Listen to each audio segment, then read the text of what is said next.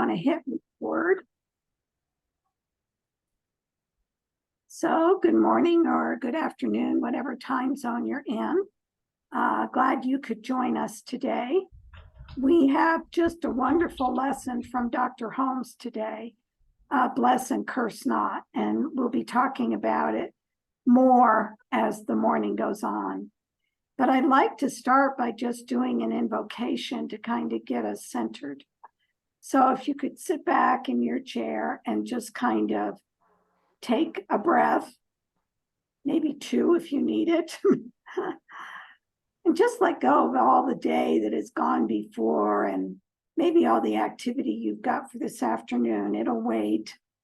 It's in there in your mind. It isn't going anywhere. So in this moment, I recognize that there is one source, one life, one entity, one presence, one power, one God, one spirit, that it is omnipresent, that it fills each of us up because it is each of us. So all of us on this phone call are absolutely made from, created from that one creator, that one power, that one source. That it is our very life. It is our love. It is our emotions. It is our spirits. It is the physical and mental. And for each of us, as we just recognize this, we recognize that all good is flowing to us now. This opportunity today is a reminder of the richness of Ernest Holmes' teachings, and we will bask in it. We welcome Spirit for having put us right here, right now, in the right place. For this, we are so grateful. And so these words are released, for they have been created in the mind of God as the mind of God. And all is in perfection, even as the words are spoken. And I ask you if you would like to join me in saying, and so it is. Okay. So the lesson today is Bless and Curse Not. It's a little talk from Ernest Holmes, about 15 minutes long. And Ernest really draws on some of the fundamental principles of science of mind. He looks at, first of all, the concept of oneness and of unity, and that we are all one, we are all in oneness. All of our experiences are in oneness. And then he delves deeper into the oneness created through relationships. And so all of us will have an opportunity to evaluate, are there things that perhaps we'd like to do with our relationships to expand them, to create them? Dr. Holmes gives just such wonderful guidance and a few key principles, which I'm sure you will enjoy hearing and then being able to express in your life. After Dr. Holmes speaks, we will go into breakout rooms. I will give you, I've actually got 3 questions for this morning. So we'll go into breakout rooms, we'll consider those 3 questions, and then we'll come back. After about 15 minutes, we'll see how many people we put into each room. We'll know that a little further as I see more people are still joining. So I'm so glad you are with all of us today here in this moment. So, Kathy, if you would like to start the recording, that would be great.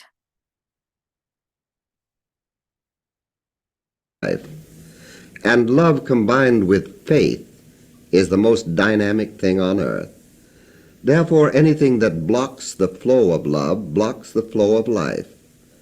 Whoever it was who said that we should bless and curse not knew what he was talking about. I remember a certain man who told me that he was having difficulty in getting along with people. He was an actor and a very good one, but he never could seem to get along with his directors or producers or those who worked with him. They were always at loose ends. I felt his real trouble lay deep within himself, but he didn't know this. It would have been unkind and useless to tell him so, or to tell him that he was the one who was obstructing the right relationships, because he wouldn't have believed it. And so I began by explaining to him that there really is only one life, which is God. This was easy for him to understand. I explained that his fine creative ability as an actor was that he could feel the way other people thought. He could enter into the characters and personalities of other people and reproduce them at will, for this is the essence of all great acting. He understood this well enough, but he didn't know that back of it all there was but one power. He hadn't come to see that everyone with whom he was associated was rooted deep in the same life.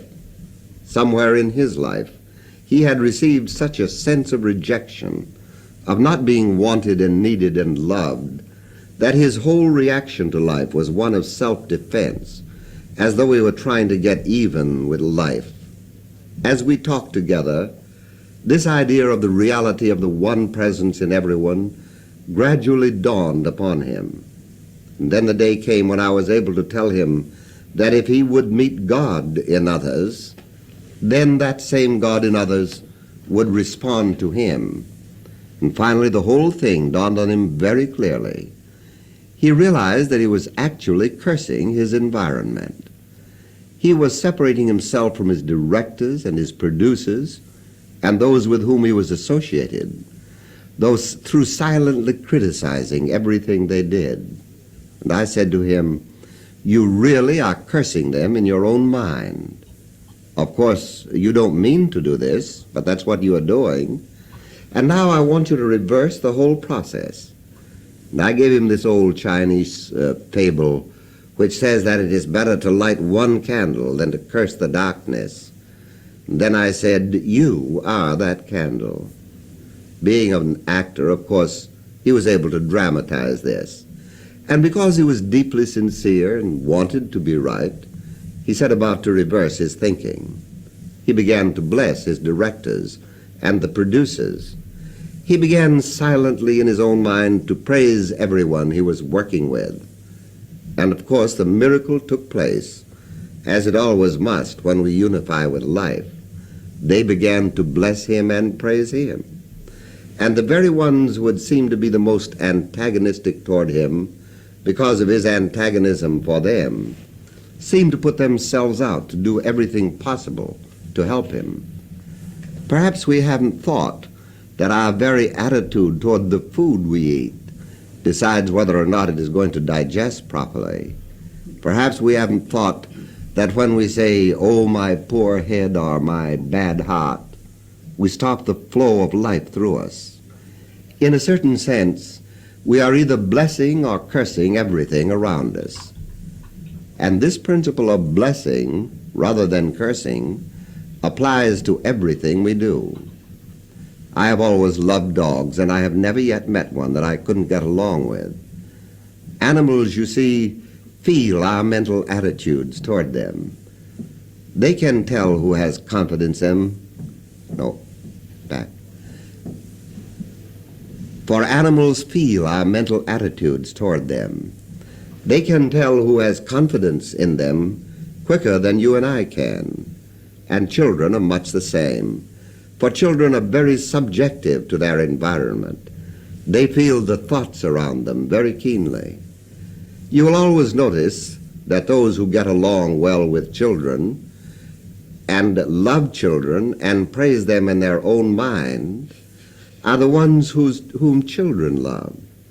And the family where the best discipline is maintained is not the one governed by the rod, but the one governed by love and consideration for others.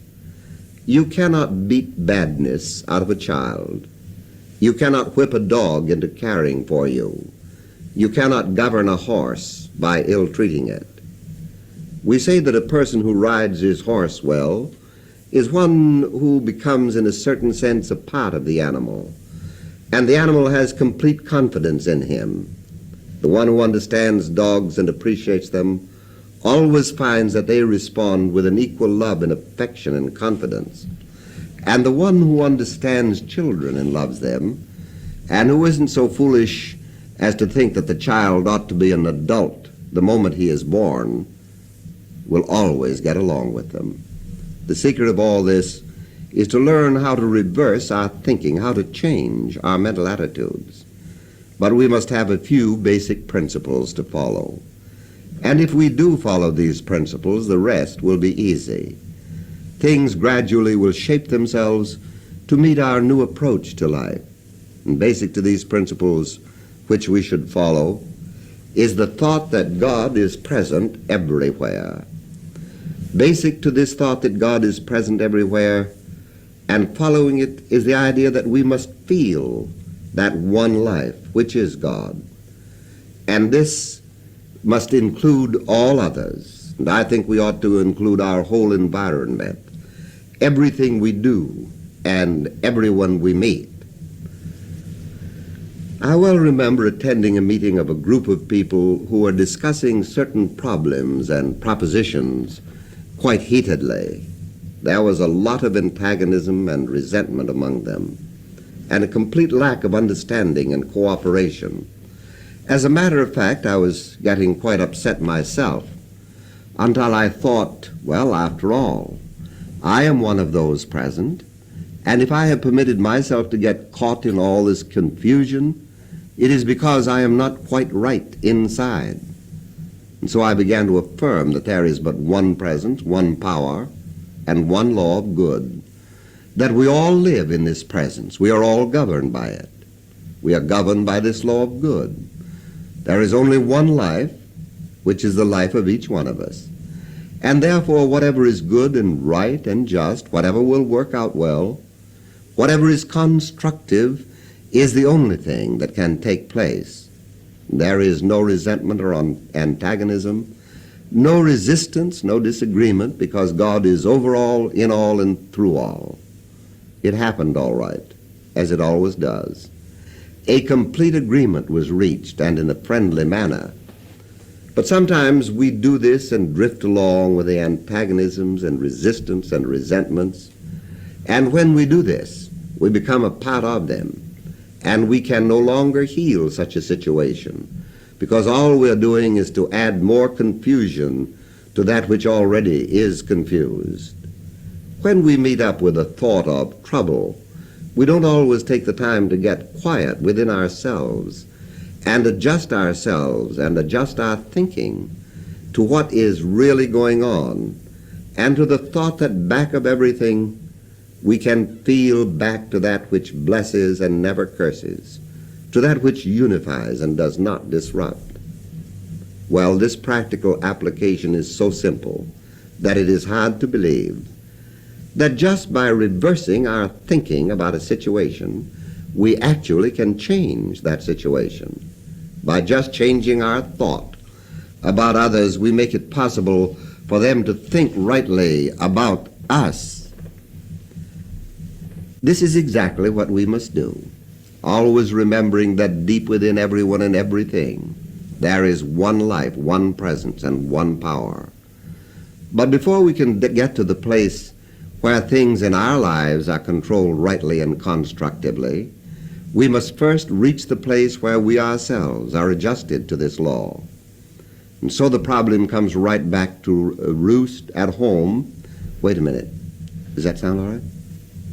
Do that sounds all right. Come back. But before we can get to the place where things in our lives are controlled rightly, we must first reach the place where we ourselves are adjusted to the law of good. And so the problem comes right back home to roost. And we ought to be thankful for this, because if our problems were outside ourselves, we couldn't possibly handle them. No, you don't whip the child into submission. You don't beat the evil out of it. You love the child into agreement and cooperate with him until he cooperates with you. And you don't beat life into submission either. And you don't control others by dominating them. and you don't win your way in the world through antagonism. It is indeed better to light one candle than to curse the darkness. And it is only when we let the candle shine that the darkness is dissolved. You see, the darkness has no power over the light, but the light does have power over the darkness. Hate has no power over love, but love can dissipate hate. But hate has no power over love, but love can dissipate hate. Fear cannot destroy faith, but faith can annihilate fear. It is not enough, however, merely to accept these very... It is not enough, however, merely to accept these great truths. We must apply them. Let us then learn to light the candle of faith in our own soul and let it shine, not peering into the darkness, thinking how black it is, but rather thinking only of the light. So shall we come to live in that light. And let us learn to bless, to think kindly about others, and to realize that perhaps everyone is doing about the best he can. And so shall our own lives be transformed by the all-consuming power of love. And so shall our own pathway be lighted by a glow from the kingdom of heaven. And saying to ourselves, forgetting everything that was wrong in the past, and looking only toward that which is right in the future, we turn our thought to the good, to that which is lovely and true. Forgiving ourselves for the mistakes of the past, we loose them and let them go, and in our imagination turn with hope and joy to the future, and we press forward to the goal. We say that we are letting all the fears and the failures and the mistakes of the past fall backward and eliminate themselves. Let us say to ourselves, it is my desire that only what is right, what is constructive, what is life-giving shall remain in my thought. It is my desire that only what is good shall go from me to others. Believing in this law of good and accepting the divine guidance in love and in peace and joy, I press forward to the goal of happiness and fulfillment. Blessing everything I do, I know that I am blessed, and loving Blessing everything I do, I know that I am blessed. Loving all whom I meet, I know that I am loved. Today is my day. Tomorrow belongs to God.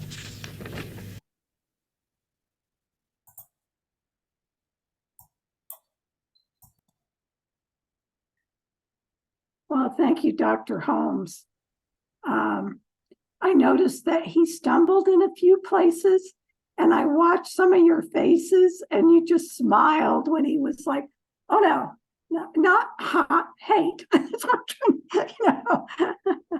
You get a sense of the real person when you listen to these audios, because it's like, oh, he was just a regular guy, but he was fun.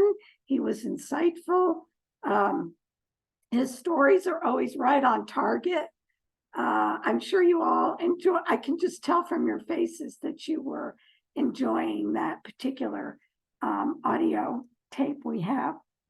So, he calls out several key points, which are all related to the truth of science of mind.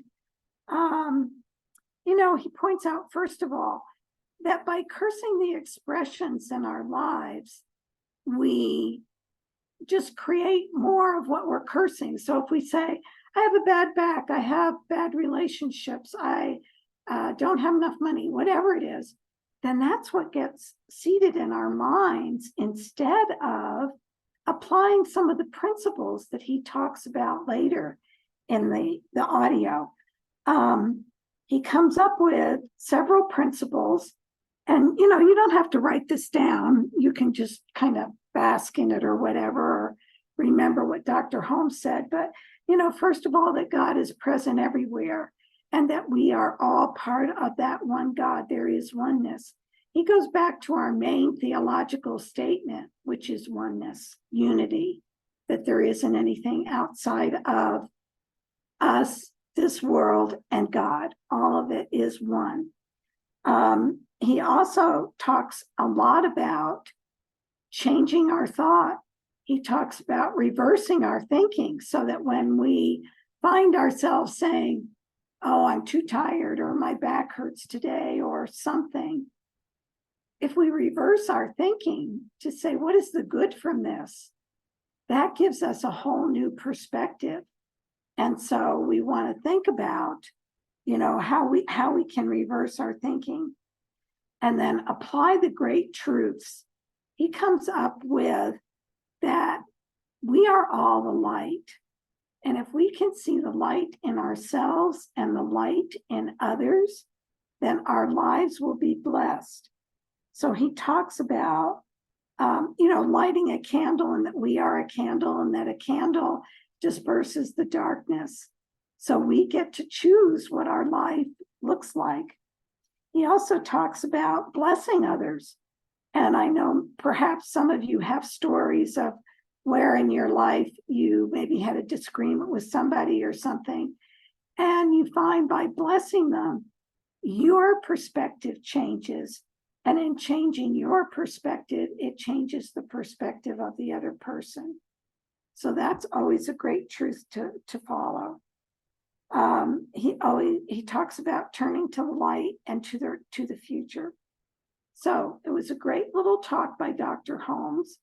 We will go. Oh, and see, and Martha just put in the chat, blessing others. Martha's doing little side notes for you if you want to copy them. You can always copy the chat and put it into another document. So we will be going into breakout rooms, and I think based on how many people are here, we can get 4 or 5 into each breakout room. And I have 3 questions for you today. We usually do 2, but I've added one. The first one is, what did you learn from this lesson from Dr. Holmes? And then I'm going to add this one in the middle. What did he say that called to your heart? Was there anything in there that Holmes talked about that particularly opened your heart or called to your heart? And then the third question is, how are you going to apply this in your life, what Dr. Holmes talked about? Are there lessons in there that you can apply? Is there some new insight you got? I mean, some of you I know from looking at who's here have been in Science of Mind 20 or 30 or 40 years even, maybe more. But was there something new? And I know some of you may be a little bit newer to this teaching, so you want to have an opportunity to say, gee, I wonder now, how could I do that? Here's something that's going on for me, and I can change my thinking about it. And whenever I catch myself going down that road, I'm going to change it to, let's take, for instance, I have a bad back. Let's change your thinking to, but I'm really a healthy person. I have a lot going for me. Here's all the things that work right. I am an emanation of God. And so everything is working in my favor. And my back is healed. You can throw that in too. So those are the 3 questions. We will have breakout rooms for about 15 minutes. I think if we get 4 or 5 people in each, 15 minutes will work well. Once you're in the breakout room, when it gets towards the end of the time, there will be a little notice that'll come up on the screen and tell you, 5 minutes left or 3 minutes left or 1 minute left, so that if somebody hasn't had a chance to finish what they're talking about, they're able to jump in and say something. So I would invite us to go into breakout rooms. All right, here we go.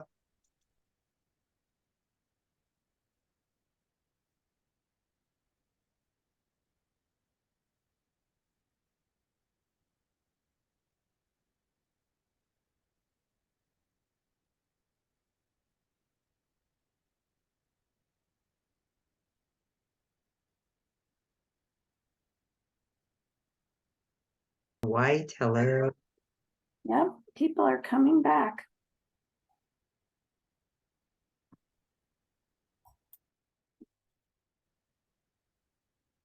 Good to see people.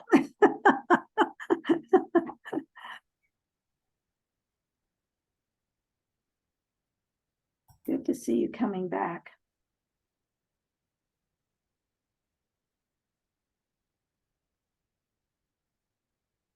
Martha, can you let me know when everybody is back? Yes. Because I can only, see a partial view of folks. There's obviously really good conversation going on in room 2 and room 3. Oh, here they Okay. come. Yeah.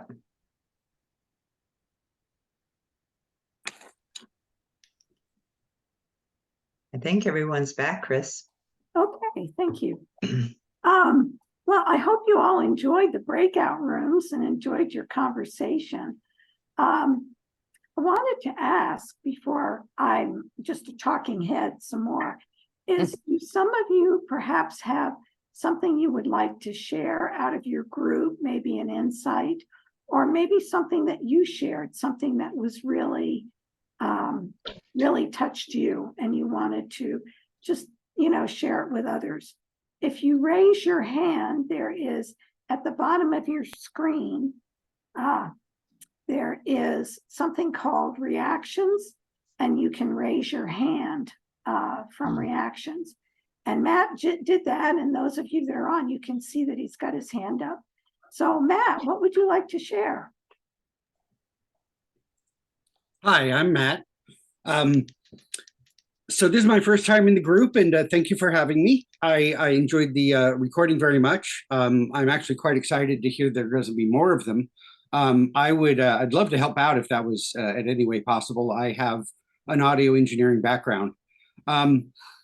So I really got a lot out of the statements around seeing others as such, and meaning when you go to an inner or a spirit to really get back in touch with yourself instead of being stuck in your mind, and then seeing others also as the same, and that they're doing the best they can, and this alignment of knowing oneness in everybody, and knowing that as I am as deep as I am, in meditation in particular, that other people are just as deep and just as connected, and we're all sort of in this thing together, and that's the reality of what's happening.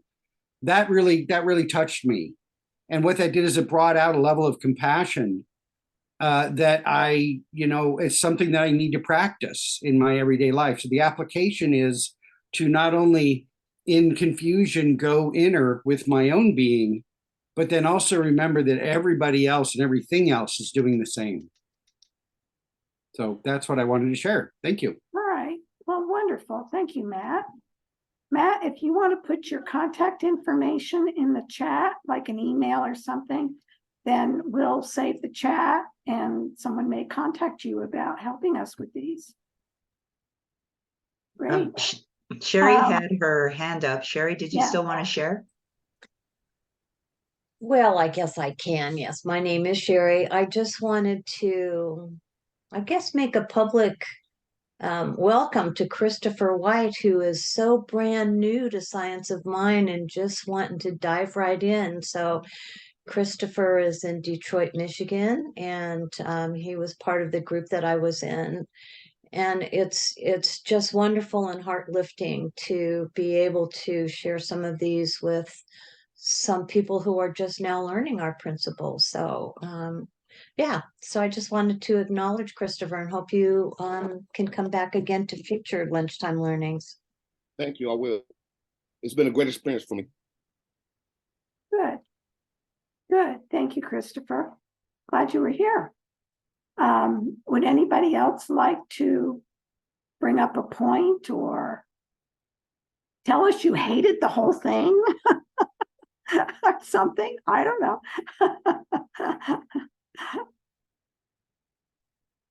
I'll choose myself.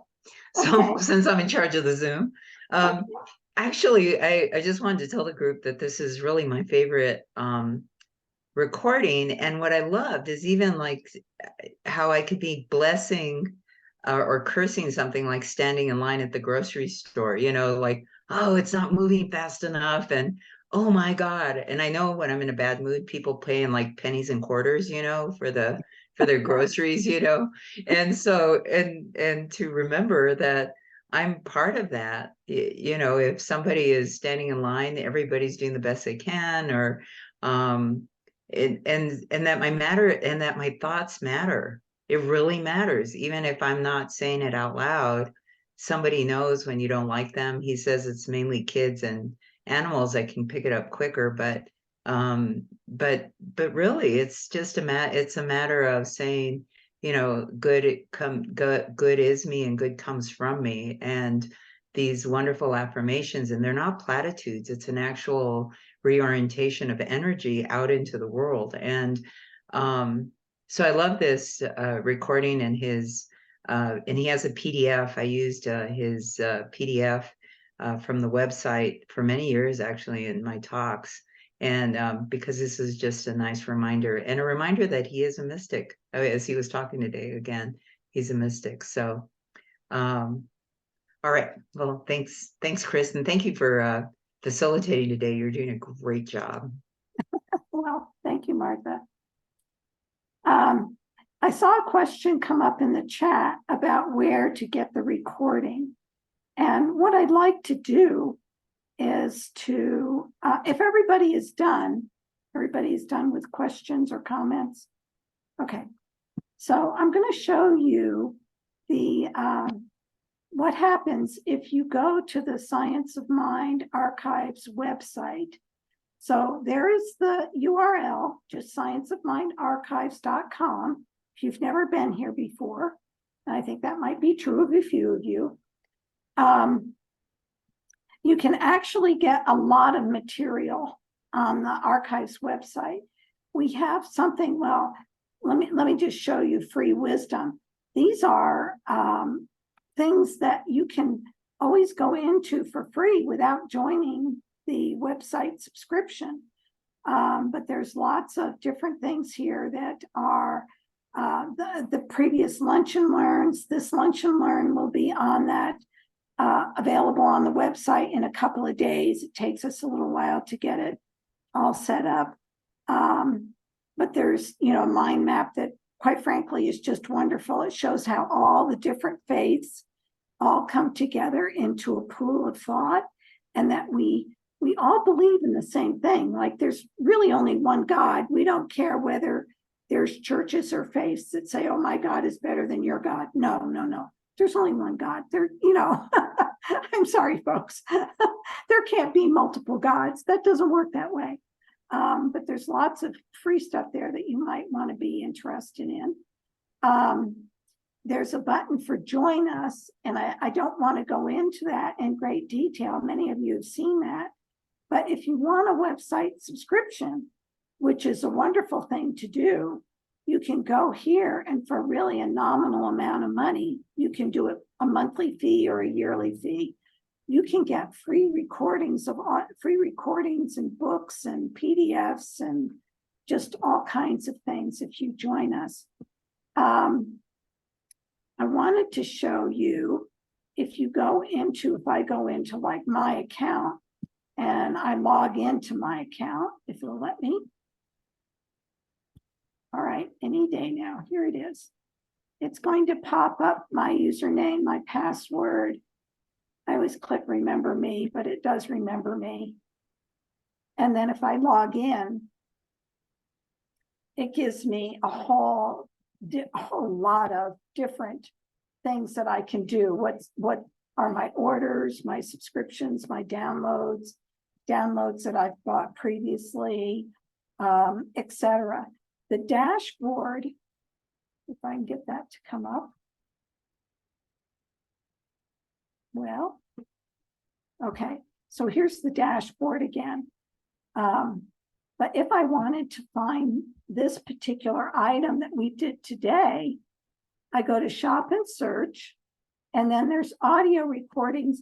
And the person that asked the question, this particular talk from Ernest is not yet available on the website. You will be able to hear it again if you go to the free wisdom in a couple of days and listen to this particular lunch and learn again. It will be on the website shortly. It's just not there yet. But in audio recordings, we've got a lot from Ernest Holmes. We've got Raymond Charles Barker. We've got documents. And I'm going to go into documents here, if it'll let me. Oh, I wanted radio transcripts, but I clicked the wrong one. But anyway, you will see that there's a listing of all the different documents that you could have, and that I get a member discount. If you become a member, you get 20 free downloads a month, which is huge. But if you're really going after Ernest Holmes, this is a great way to do it. Let me just start a search and show you what happens. I'm going to use the word your.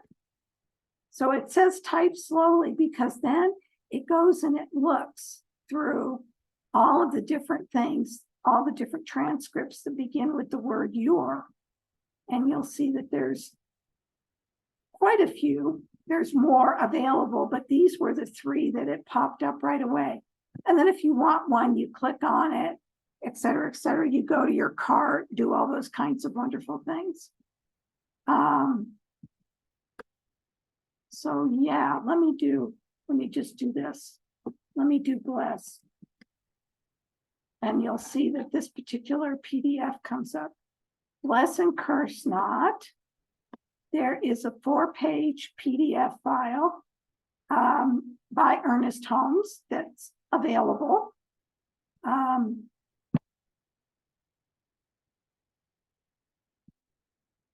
And here it is. And I could download it because I'm a member, so I get it for free. So that's another way to find things. But the website is really rich, just rich in information, rich in things that you can get from Ernest Holmes and now Raymond Charles Barker. And the archives continually builds their, I think I'll stop the share now, builds all the information that's out there. So we've gotten in the archives. When I say we, I mean the archives. We've gotten in a lot of materials that have not been transcribed or uploaded yet. We are working on that, mightily working on it, but we need volunteers to help work on that. And we have, the office does have several volunteers, and just Kathy Mastriani is paid staff full-time. She's got a couple of part-time paid staff, but we really rely a lot on volunteers to help get things out there. Reverend Mark Gilbert, I'll just mention him, has been instrumental in putting a lot of new things on the website. He puts new stuff out there. Almost every week there's something new. So yeah, and Kathy just commented, we love volunteers. So that's a little bit about the archives itself, if you're not familiar with it. And I know looking at some of the names, some of you are familiar, but there might be people that are not terribly familiar with the archives. So that is our lesson and our discussion, and, help you find things as you become more and more steeped in the words of Ernest Holmes and come to love him as much as we love him. He was really a mystic and put together so much for us. So are there any final comments from anybody? If you would like, raise your hand. We've got 2 minutes. See, people are putting things in the chat, like the archives is a wonderful resource. It really is. It has material on all kinds of things. Okay, Christopher, you raised your hand. Let's see if we can get to you. I just want to find out when the next meeting is. These always happen on the 3rd Thursday of the month. So Our next meeting is November the 16th at noon, Mountain Time. yeah, noon Mountain Time. So convert it to your time zone. And know this too. We've made a decision that we're going to carry these forward into 2024. So there are talks prepared for November and December, and we're working on the yearly calendar for 2024. Martha is. Oh, bless Martha with that one. But we will be continuing these because we find that people love them. We love them. We're like, oh, we want to listen to this too. Okay. So thank you. Good question. You led right into the next thing to say. Okay. I just wanted to mention that next, just to whet people's appetite, the next Holmes talk is called the Man Against Himself, and it goes along with the November global theme, which is the mundane, the sacred, and the profane. Oh my. So it's Man Against Himself by Dr. Ernest Holmes.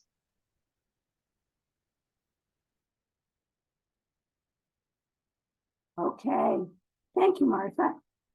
Well, I think we're done for the day.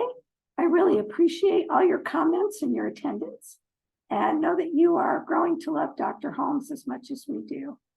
So have a great day. Okay, bye-bye.